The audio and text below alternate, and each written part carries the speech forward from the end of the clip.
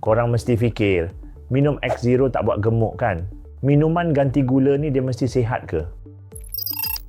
Silap tu, X0 mungkin tak selamat seperti yang korang fikir. Nak tahu kenapa itu? Sila habis video ini. Memang betul. Minuman macam ni kurang kalori, tak naikkan gula darah, tak rosakkan gigi. Dengar macam perfect kan? Tapi korang tahu tak? WHO dah keluarkan amaran. Dalam tahun 2023, WHO kata minuman ganti gula ni kalau minum selalu boleh tingkatkan risiko kencing manis, sakit jantung, malah risiko mati lebih awal. Dan ada pemanis tiruan macam aspartame dah diklasifikasikan sebagai mungkin menyebabkan kanser juga. Dan apa yang paling bahaya? Pemanis tiruan ni boleh buat kita makin ketagih kepada benda manis. Ramai orang fikir dia tengah buat pilihan sihat.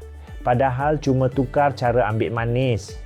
Daripada minum air manis tiruan setiap hari, baik makan sikit je gula semula jadi macam buah atau madu. Badan kita lebih kenal itu. Akhir kata, gula bukan malaikat dan pemanis tiruan bukan syaitan. Yang bahaya tu bila kita bergantung sangat pada rasa manis. Nak lebih lagi info kesihatan, sila follow My Party sekarang.